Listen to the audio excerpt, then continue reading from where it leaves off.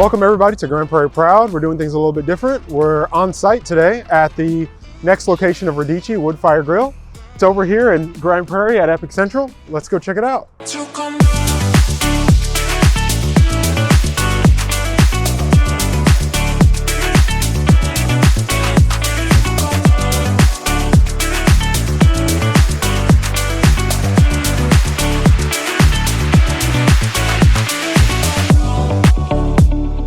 To tell us all about this space, the mastermind behind all this, we have celebrity chef Tiffanny Derry here. Welcome, Tiffany. Thank you. Welcome to my house. I mean, I should be saying the welcome here. Yeah. I'm excited to be here. You know, when you're looking around the space, what kind of feelings do you have? There's definitely a mixed emotion. There's excitement, there's joy. Yeah. There is like, oh goodness, we're doing this again. You know, my partner Tom and I created TTD, which is Root Southern Table, Radici in Plano, and now Radici here in Grand Prairie. So it's exciting because one, we're coming to the area, but two, you know, there's so much that goes into creating a restaurant space, from design to floor plans to working with the city to, you know, what does the kitchen look like, to what color do you want the paint to be, what does the tables look like. There's so many small decisions and very costly decisions, but those of us who are in the restaurant business, we have a love for it, a joy that we get out of doing this. So I'm excited. Obviously, this is being the next location in Grand Prairie. Kind of what is it about Grand Prairie that made you say, yes, that's the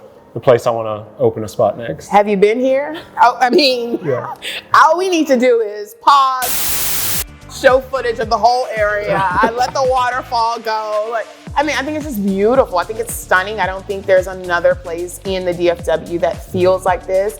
I love the community. Community is so important for us.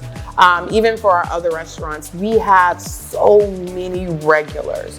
When I tell you, I'm talking about people who come every week, sometimes twice a week. And I feel like this is that place, right? This is a place where you can have people who live up the street. They find their places, you give them something incredible to have, and they'll continue to come. I also love that, one, there's so many things to do here. I think it's great for family. I think it's great for dates. I think it's great just to hang out. So this is sort of a one-stop shop. I mean, come stay the weekend at the hotel. Like, are you kidding me? We have everything over here. Yeah, that's awesome. And we, you know, that's such a, you guys are going to be such a jewel kind of in this crowd of Epic Central here. So that's very exciting. Yeah, we're excited. You know, in addition to kind of your restaurants, you obviously jumped into the festival space with the Chef Food and Wine Festival. Kind of what was your kind of thought process behind kind of launching that and kind of your vision for the future for it? So I spent a lot of time going to events all across the world, and I don't mean country, the world. And I think that they are all nice and they serve some purpose in their own area. For me, I wanted to have a place where it is truly celebrating women chefs, and that's why it's chef, like she chef. But in order to do that, you must have advocators. And that means that everyone must come to the table in that celebration.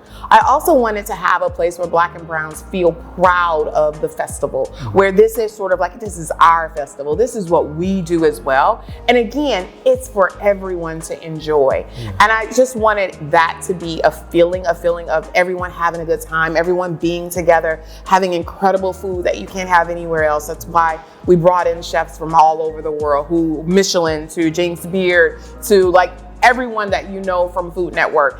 It was to create a space that had never been done before. I mean, I think that's sort of what made it special. We had great food, we had amazing drinks, we danced the night away, and it was just incredible. And I feel like this was the perfect place to do it here in Grand Prairie at the Epic. As an African-American woman, kind of what kind of hurdles or challenges did you face kind of as you kind of continue to grow and come up in this space? I think, you know, for each of us, we all have a very different path, and I didn't really know any other Black chefs coming up. Like, I didn't know that there were thousands of us that existed and were doing their own things. We were all so separated. We were all sort of hustling. There wasn't a lot of media around Black chefs when I was coming up, and there wasn't even a lot of media around women chefs when I was coming up. So, you know, for me, it was putting my head down and truly just learning all the things that I could learn.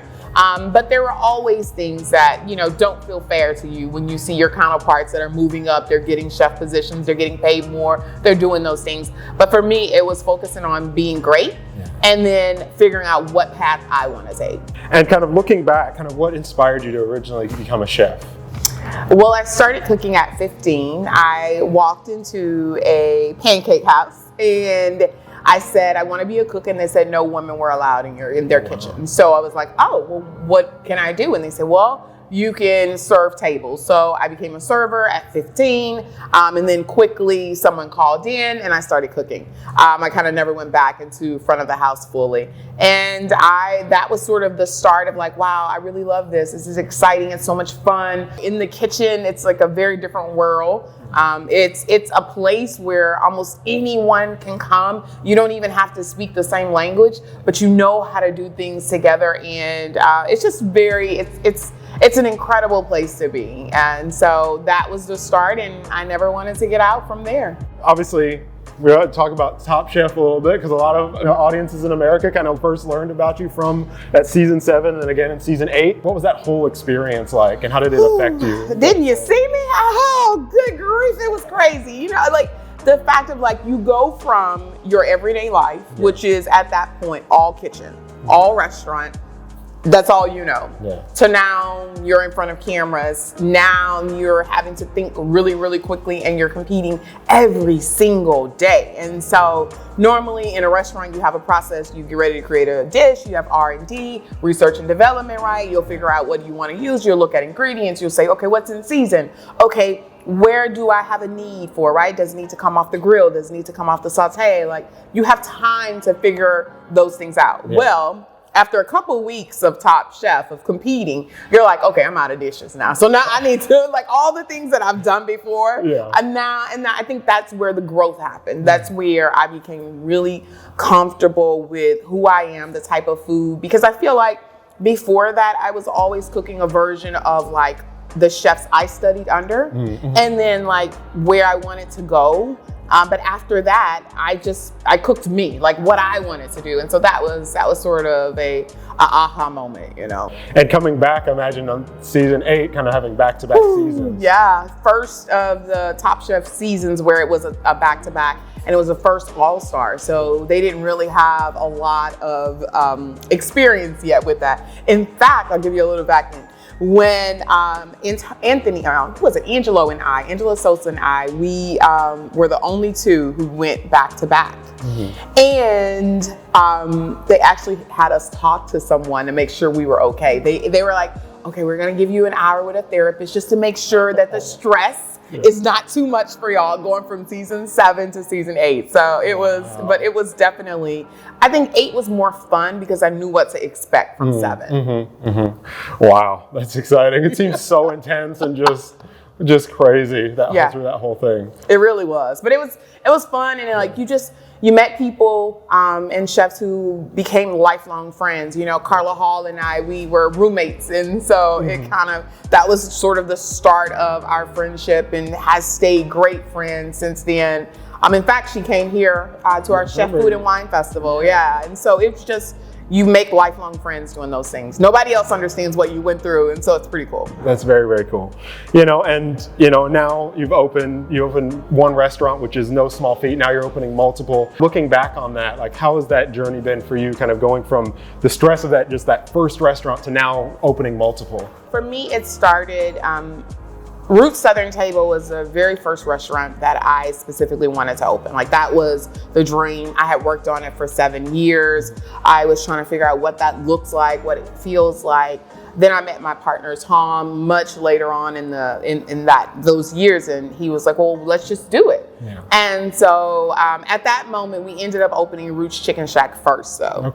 And so Roots Chicken Shack was sort of the home of the duck fat fried chicken, and so that's our fast casual. And Roots Southern Table kind of needed to come on the back end, because we weren't ready for Southern Table yet. One, we hadn't found a location. We hadn't done and crunched all the numbers we needed to do. But Roots Chicken Shack was first. And I tell you, that's how life works, right? You're planning for one, you're wanting for one, another one happens. But that was what needed to happen. And that allowed us to open Roots Southern Table. So from Roots Southern Table, another another Roots Chicken Shack. We have one in Austin as well.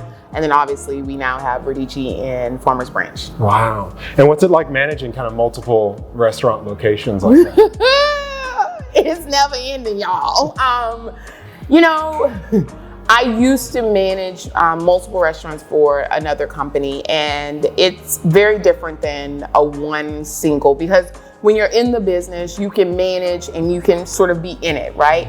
You now have to manage almost from afar. You have to rely on your numbers. You have to really understand the processes that you have set up. You have to let go of certain things, which is another hard one, right? And allow other managers to be able to manage people. And so it's a little bit different. I'm very hands-on. So if you ever see me in the kitchen, I'm in the kitchen, I'm cooking on the line. I love that. And so when you have to sort of step away a little bit to allow everyone else to do, it's also something that I have to work on. And are you at your locations pretty frequently?